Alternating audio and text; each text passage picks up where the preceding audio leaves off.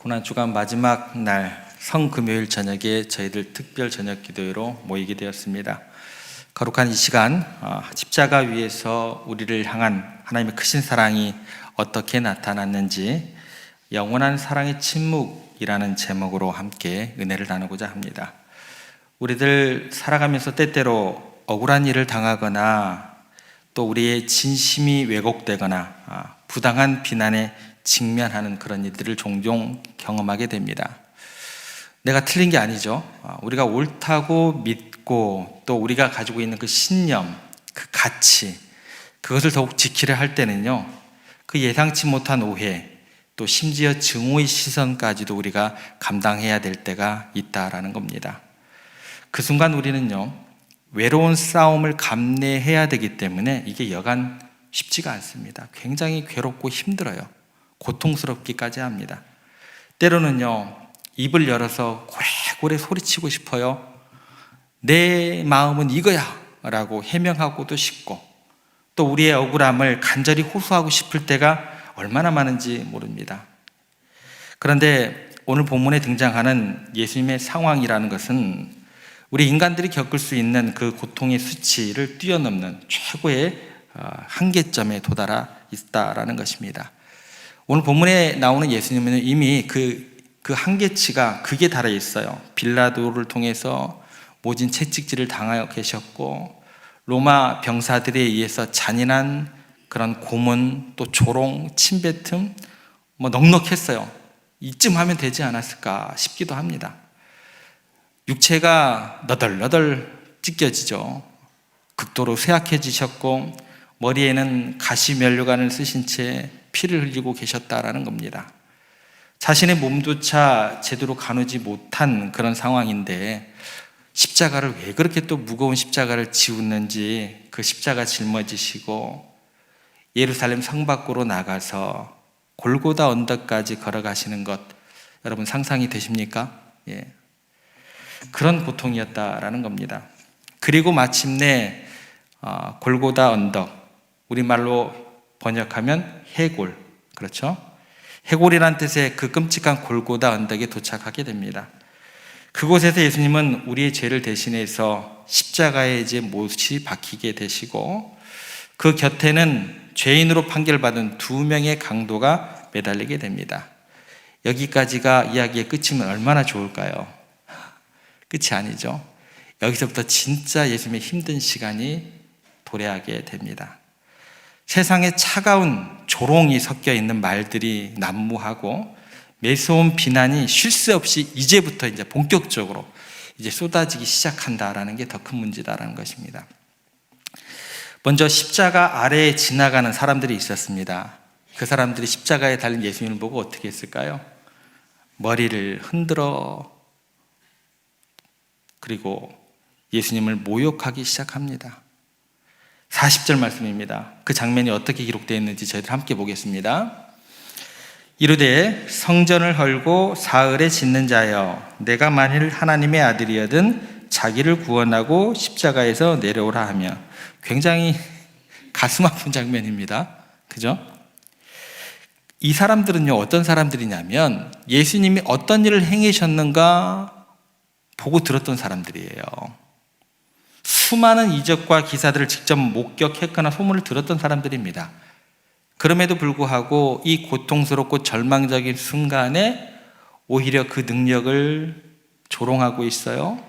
네가 만일 하나님의 아들이라면 한번 그 능력을 한번 여기서 한번 발휘해봐라. 십자가에서 내려와 봐라. 이렇게 조롱을 하고 있다는 거예요. 보고 들었던 사람들이에요. 이 말에 대해서 예수님께서 아무런 반응도 하지 않으시고 외마디도 하지 않으시죠. 분노의 외침 없이 그 모든 모욕을 그대로 다 드리고 감당하시는 모습이다라는 것입니다. 여기서 그치지 않습니다. 더욱더 가슴 아픈 것은 뭐냐면 종교 지도자들이죠. 대제사장, 서기관들, 바리새인들, 종교 지도자들이 그 메시아로 오신 그 하나님의 아들을 폄하하며 악의적인 비난을 쏟아낸다라는 사실이에요. 42절하고 43절에 이렇게 기록되어 있습니다. 그 내용이 어떤 건지 저희들 같이 한번 읽겠습니다. 그가 남은 구원하였으되 자기는 구원할 수 없도다. 그가 이스라엘의 왕이로다. 지금 십자가에서 내려올지어다. 그리하면 우리가 믿겠노라. 그가 하나님을 신뢰하니 하나님이 원하시면 이제 그를 구원하실지라. 그의 말이 나는 하나님의 아들이라 하였도다 하면, 이들이 봤던 건 뭘까요? 막 안식일에 손 마른 사람을 고치는 것을 회당에서 봤고, 귀신을 쫓아내는 사람들을 봤고, 심지어 죽은 자를 살리셨던 수많은 이적들을 똑똑히 보았음에도 불구하고 십자가에 매달려 무력하게 고통받고 있는 하나님의 아들, 그 예수님의 모습을 보면서 더 악의적으로 비난을 했다라는 거예요. 그들은 예수님께서 하나님의 아들이라고 말씀하셨던 것을 오히려 들먹이면서, 네가 만약 하나님의 아들이었던, 이게 누구의 처음에 이야기인 줄 아세요? 사탄이 했던 이야기예요. 말씀이 이렇게 180도 사람을 공격하는 뿌리가 될 수 있습니다. 하나님 앞에서 우리가 잘못 생각하고 잘못 서 있으면요, 말씀이요 사람을 죽여요. 굉장히 힘든 말씀이 된다라는 거예요. 스스로 하나님의 아들이라고 말씀하신 것까지 들먹이면서, 네가 만일 하나님의 아들이거든 너를 구원해라, 우리를 구원하라, 조롱하더라는 거예요. 그냥 지나가는 사람들이 나서요. 그죠? 이게 무슨 종교 지도자들입니까? 그들의 마음속에 있었던 건 뭘까요? 질투하는 마음이요, 증오하는 마음이요. 그러니까 이렇게 말씀이 왜곡되어 버려요. 똑같은 말씀인데도 이렇게 왜곡된다라는 거예요. 예수님의 정체성, 하나님의 아들로서의 정체성 그냥 거부해 버립니다. 악의가 담겨있는 말이 되는 거예요. 또 재미있는 것은 뭔 줄 아세요? 정말 믿기 어려운 사실까지 벌어지게 됩니다. 함께 십자가에 매달려 있는 극악한 강도들조차 예수님을 저주했다라는 거예요. 자기들이 잘났으면 얼마나 잘났어, 그죠? 예수님은 아무런 흠도 없는 분이잖아요. 들었을 거 아니에요. 근데 그 강도들마저 예수님을 저주하더라는 거예요. 자신의 죄로 인해서 죽음을 눈앞에 둔 그 절망적인 상황에서, 원래 죽음을 앞에 두면요 자기 자신을 돌아보게 되거든요. 그죠? 아, 내가 오늘까지 살아왔던 내 인생이 참 이 부분에서 부족했구나. 내가 마지막으로 내 사랑하는 사람 불러서 미안하다고 해야겠구나. 그죠? 근데 이 사람들은요 죽음을 눈앞에 두고 있고 예수님이 어떤 분이신가 분명히 들었을 거란 말이에요. 그런데 그들조차도 예수님을 이해하거나 동정하기는커녕 똑같이 예수님의 욕을 하고 있더라, 저주를 퍼부었더라, 이렇게 되어 있어요. 생각해 보시기 바랍니다. 예수님 편이 아무도 없어요. 그야말로 모든 인간으로부터 철저하게 버림받고 외면당하는 극심한 고통 가운데 홀로 서 계십니다. 지금 그 어떤 위로도 없어요. 어떤 공감도 받지 못한 채 홀로 그 무거운 짐을 지고 계셨다라는 것입니다. 여러분, 끊임없이 쏟아지는 그 그런 비난, 또 조롱, 저주 속에서, 그런데 주님께서는 아무런 변명도 하지 않으십니다. 저항도 하지 않고 십자가의 그 고난을 그대로 감내하시는 모습이다라는 거예요. 그래서 이 침묵이라는 것은 아무런 말씀도 하지 않으셨다라는 그 정도의 이야기가 아니다라는 거예요. 웬만한 사랑 가지고 이 고난 감당하지 못합니다. 웬만한 헌신이라는 그런 결단이 없으면 이 상황 못 이기신다라는 거예요. 그렇다고 한다면 주님께서 그 모진 고난 속에서 침묵하셨던 이유가 무엇인지, 그 침묵이 우리 가운데 주는 의미가 무엇이든지 오늘 저녁에 한번 생각해 보기를 원합니다. 여러분들이 세상을 살아가시면서요 가장 큰 고통을 느끼는 순간 중 하나가 뭐냐면, 사람과의 관계 가운데서 주어진 상처, 이거 굉장히 상처를 회복하기가 어렵습니다. 가까운 사람들의 배신이라든지 믿었던 사람들로부터 주어지는 실망, 내가 정말 마음을 다했는데 이해받지 못하는 대한 그런 것들에 대한 외로움 등 다양한 형태로 나아오는 그런 고난, 우리들에게 늘 찾아오더라는 거예요. 예수님 역시요 십자가 위에서 육체적인 고통은 힘든 건 부정할 수 없어요. 근데 이것보다 더 힘든 게 뭐예요? 정신적인 고통이다라는 거예요. 다양한 관계 속에서 오는 정신적, 감정적인 고통까지 더해져서 그 십자가 고난의 무게가 감히 상상할 수 없을 정도로 무겁게 느껴지게 되더라는 거예요. 특별히 오늘 43절 말씀, 종교 지도자들이 하는 얘기입니다. 이 종교 지도자들이요, 예수님과 하나님 아버지의 관계를 악의적으로 건드리면서 그 하나님과의 관계마저 이간질시키려고 해요. 43절 다시 한번 보겠습니다. 이렇게 기록되어 있습니다. 그가 하나님을 신뢰하니 하나님이 원하시면 이제 그를 구원하실지라. 그의 말이 나는 하나님의 아들이라 하였도다 하며. 놀랍게도 이 종교 지도자들은요, 예수님께서 평소에 하나님을 얼마나 깊이 신뢰하고 있었는지, 하나님에 대한 그 믿음이 얼마나 좋았는지 알아요, 몰라요? 알고 있습니다. 종교 지도자는 알고 있어요. 저 예수님이 하나님을 향한 그 신뢰함과 그 믿음이 장난이 아니구나 알고 있었어요. 심지어 예수님께서 하나님의 아들이라고 주장하신 것도 너무나 많이 들었어요. 안 들었다고 하면 차라리 나을 걸 알고 있었습니다. 그런데 그들의 인정함, 이 말 자체는요, 하나님을 정말 하나님의 아들로, 또 하나님을 정말 믿는 믿음이 굉장해, 이런 인정함이 아니었다라는 거예요. 조롱이죠.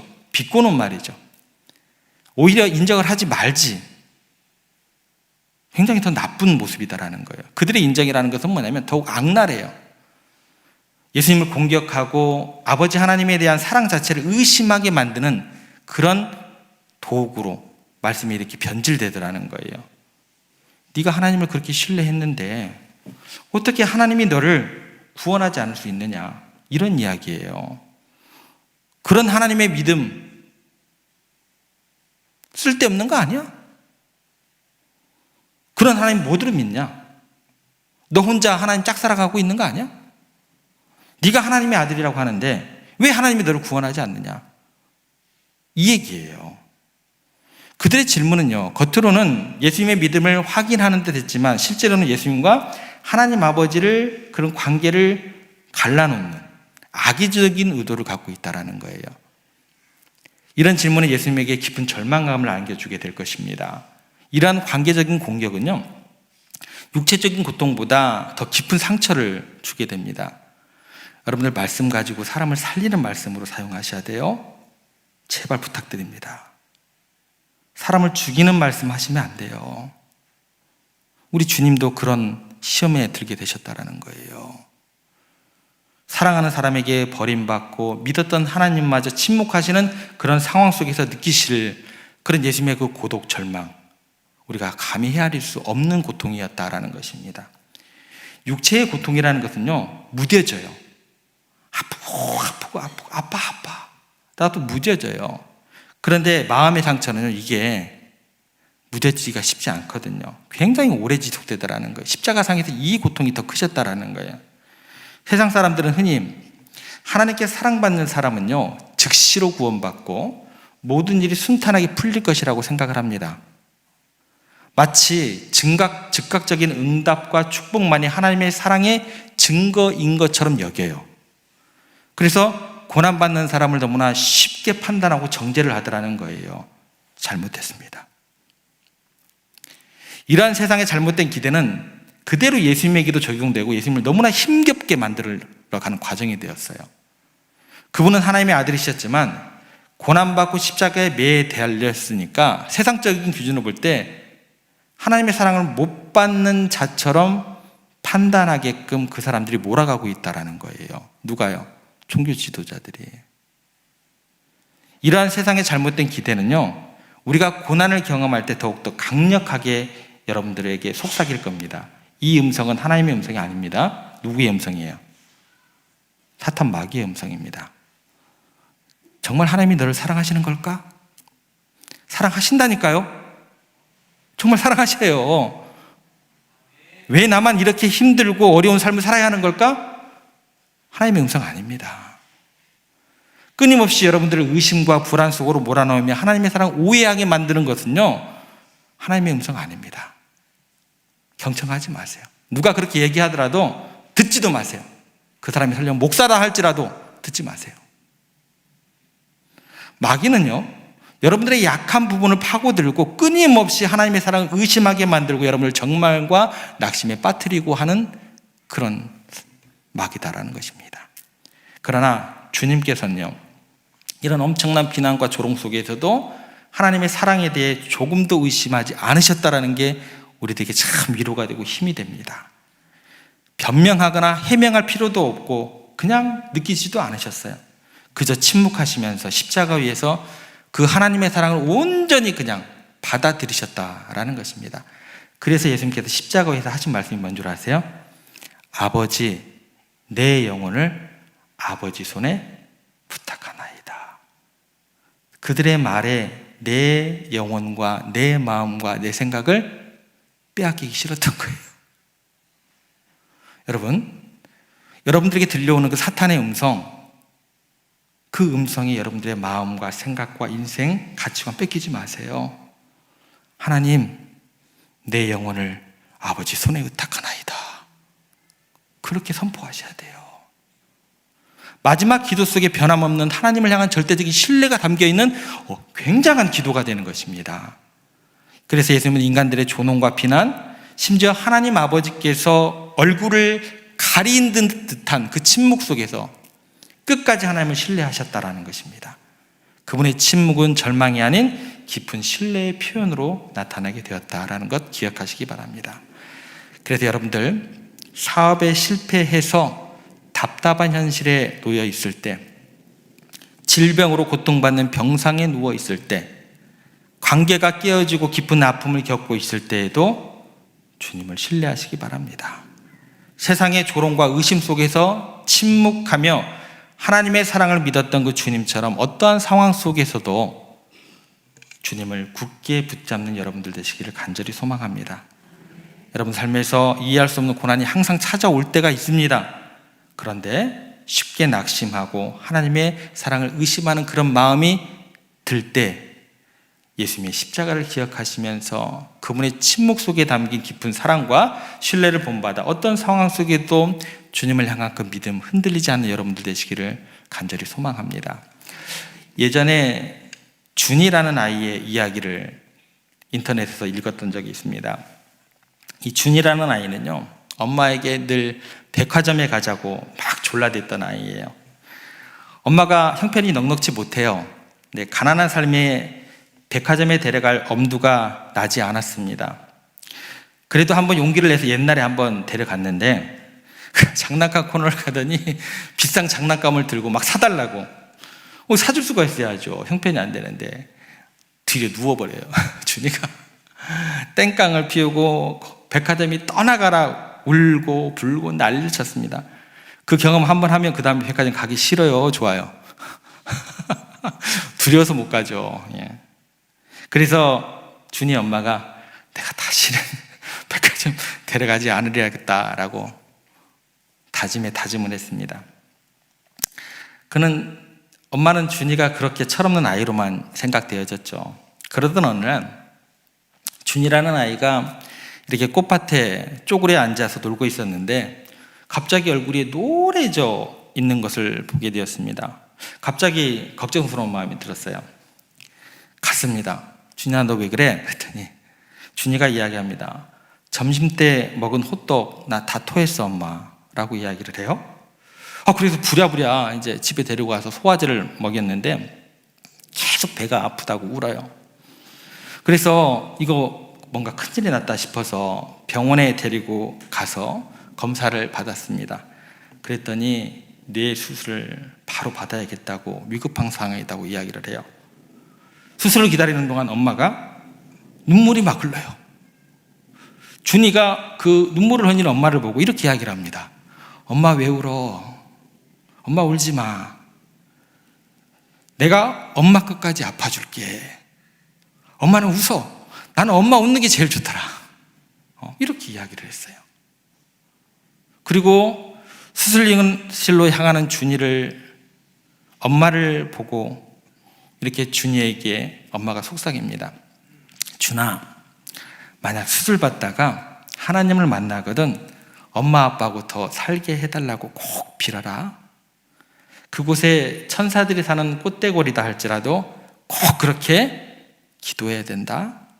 엄마 아빠도 기도할게. 우리 준이와 함께 살게 해달라고 기도할게. 집이 없어도 좋아. 라면만 먹고 살더라도 엄마와 우리 주님과 함께만 산다면 늘 엄마는 감사하기도 할 거야. 준이의 얼굴에 엄마의 눈물이 떨어졌어요. 그러자 준이가 엄마에게 걱정 말라며 얼른 나와서 엄마 선물을 사줘야 된대요.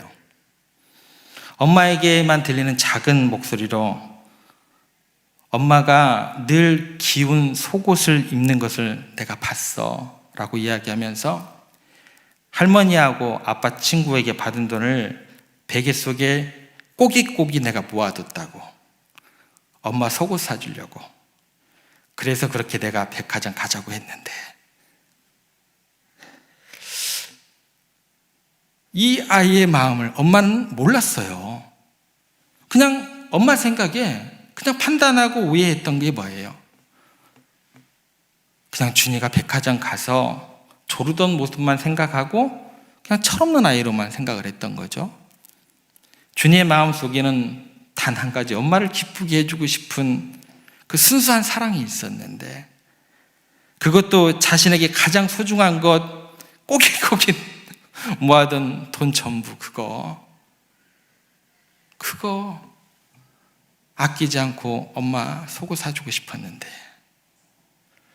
여러분, 우리도요 때로 하나님의 사랑을 오해하고 우리의 좁은 생각으로 그분의 뜻을 단정 지을 때가 있지 않았는지 돌아보게 됩니다. 하나님께서 여러분들에게 침묵하시는 것처럼 느껴질 때 우리들은 쉽게 그분의 사랑을 의심하고 불평하게 되더라는 거예요. 왜 내게 이런 고난을 주십니까? 정말 나를 사랑하신다면 왜 이렇게 저를 내버려 두십니까?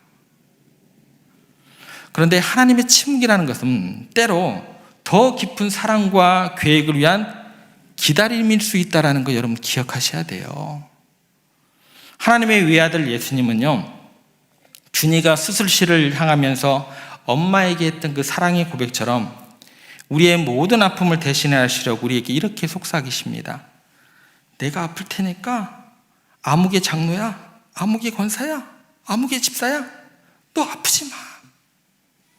내가 대신 울 테니까 너 울지 마. 이 사랑의 고백이 십자가에서 온몸을 바친 거예요. 우리의 죄로 인한 모든 고통, 슬픔, 질병, 아픔을 대신해서 짊어지기 위해서 십자가에서 그냥 침묵하셨습니다. 이 사랑의 말씀 여러분 왜곡하시면 안 돼요. 그리고 여러분 기억하셔야 됩니다. 예수님은요, 준이 엄마의 찢어진 속옷처럼 부끄러운 우리의 죄악된 모습을 가려주기 위해서 하늘나라의 왕자님임에도 불구하고 벌거벗겨지신 채 십자가에 매달린 수치를 당하셨습니다. 우리의 죄로 인한 모든 수치와 부끄러움을 대신 짊어지신 분이에요. 십자가에 달리신 예수님의 모습이라는 것은 인간의 죄악으로 인해 드러난 우리의 수치를 그대로 보여주지만 동시에 예수님께서는 그 수치를 대신 감당하심으로 우리의 죄의 굴레에서 벗어나 영원한 영광의 옷을 입혀주시기를 원하시는 사랑이었다라는 것입니다. 그분의 침묵이라는 것은 수치당하는 우리를 향한 사랑의 선언이 된다라는 거예요. 그 선언 잊으시면 안 됩니다. 우리 예수님께서는 수술 전에 앞서 준이가 맞아야 됐던 큰 마취 주사 대신에 우리의 죗값을 온전히 치르시기 위해서 대못의 사지가 박히시고 나무에 매달리는 극심한 고통을 감당하셔야 됐습니다. 그 고통이라는 것은 우리의 죄가 얼마나 무거운 것인지, 그리고 그 죄를 사하기 위한 하나님의 사랑이 얼마나 큰 것인지를 침묵 가운데 우리 가운데 증명해 보이셨습니다. 그분의 침묵이라는 것은 대속의 희생을 기꺼이 감당하시는 순종의 희생이 됨을 여러분 꼭 기억하셔야 됩니다. 십자가를 지시기 전 죽은 자를 살리시고 모든 병자를 고치셨던 그 능력 많은 예수님께서 정작 자신을 위해서 십자가의 고통에서 내려오라고 하는 그 조롱하는 사람들의 말 앞에서는 그 능력의 1분의 하나조차도 사용하지 않으셨다는 거예요. 마치 준이가 엄마 선물을 사주기 위해서 자기가 좋아하는 과자도 안 사 먹고 꼬깃꼬깃 베개 밑에다 숨겨둔 용돈처럼 예수님은 자신의 모든 능력을 본인 스스로 패하셨어요. 그리고 우리를 구원하시는 데만 집중하셨다는 것입니다. 자신의 안위보다도 우리의 구원을 위해서 더 헌신하시고자 하는, 더 귀하게 우리들의 구원을 여기셨다는 것, 우리가 기억했으면 좋겠습니다. 능력이 없으셔서가 아니고 십자가에서 능력이 없으셔서 못 내려오신 분이 아니다라는 것입니다. 오히려 우리를 구원하시려고 하나님의 뜻에 순종하고 스스로 고난의 길을 택하셨고 그 고통 속에서 침묵하심으로 우리를 향한 구원을 이루셨다라는 것입니다. 그분의 침묵은 우리를 향한 능력의 하나의 사용 방편이 되었다는 것을 기억하시길 바랍니다. 그래서 우리를 용서하시는 것으로 끝난 게 아닙니다. 우리와 함께 하나님 아버지의 품 안에서 영원토록 살기 위해서 우리와 하나님의 그 끊어진 관계를 회복시키고자 한 손으로는 우리를 붙잡으시고 다른 한 손으로는 하나님을 붙잡고 십자가에서 연결해 주는 그 거룩한 사명을 감당하셨다라는 것입니다. 이 사랑의 행위로 우리는 하나님과 다시 하나가 될 수 있는 길이 열렸다라는 거죠. 예수님의 십자가는 단순히 우리의 죄를 용서해 주는 것으로 끝나는 것이 아니라 하나님과 우리의 사이에 막힌 담을 허물고 완전히 화해시키는 놀라운 사건이 된 줄 믿으시기를 바랍니다. 이 화해라는 것은 고통과 침묵이라는 대가를 통해서 이루어졌음을 또한 기억하시기를 바랍니다. 수술실보다 더 무서운 죄의 값을 치르시는 그 십자가 형틀에서 우리에게 영원한 천국을 허락하시기 위해서 예수님은 침묵하셨습니다. 이 영원한 사랑의 침묵이야말로 가장 감격적인 하나님의 사랑의 고백이 됨을 믿으시기를 바랍니다. 말씀을 정리합니다. 성금요일 저녁 십자가 위에 예수님의 침묵과 고통을 깊이 묵상하면서 우리를 향한 하나님의 놀라운 사랑을 깨닫게 됩니다. 그분의 침묵이라는 것은 무력함이 아니라 모든 비난과 조롱, 심지어 하나님 아버지의 부재처럼 느껴지는 고통 속에서도 우리를 향한 사랑을 포기하지 않고 끝까지 신뢰하며 감당하신 가장 적극적이고 능동적인 희생적인 사랑의 표현이 되었습니다. 때때로 여러분의 삶에 찾아오는 고난과 시련 속에서 하나님께서 침묵하시는 것처럼 느껴질 때가 주어질 때, 여러분들의 기도가 응답받지 못하는 것처럼 보일 때 여러분을 향한 하나님의 사랑을 오해하고 낙심하지 않게 되기를 부탁을 드립니다. 그때마다 예수님의 십자가 위에서의 영원한 사랑의 침묵을 떠올리셔야 됩니다. 그 침묵은 우리를 향한 하나님의 더 깊고 넓은 계획과 사랑이 숨겨져 있음을 고백하는 사랑의 고백이 되는 줄 믿으시고, 그 침묵 속에서 예수님께서 우리 대신 더 아파하시고 우리 대신 수치를 당하시고 우리의 죄값을 대신 치르시고 하나님 아버지와 화목하게 하셨다는 그 모든 일을 이루셨다는 것을 믿음으로 고백하는 여러분들 되시기를 소망합니다. 여러분의 이 사랑의 침묵 마음 깊이 새기시고 어떤 상황 가운데서도 주님을 신뢰하는 여러분들 되시기를 다시 한번 부탁을 드립니다. 그리고 이 사랑에 힘입어 또한 말로도 또 행동으로 해명보다 인내로 세상의 조롱과 오해 속에서도 흔들리지 않는 사랑의 침묵으로 나아가면서 주님의 사랑을 전하고 세상을 변화시키는 하나님의 기쁨이 되는 여러분들 되시기를 주님의 이름으로 축복합니다.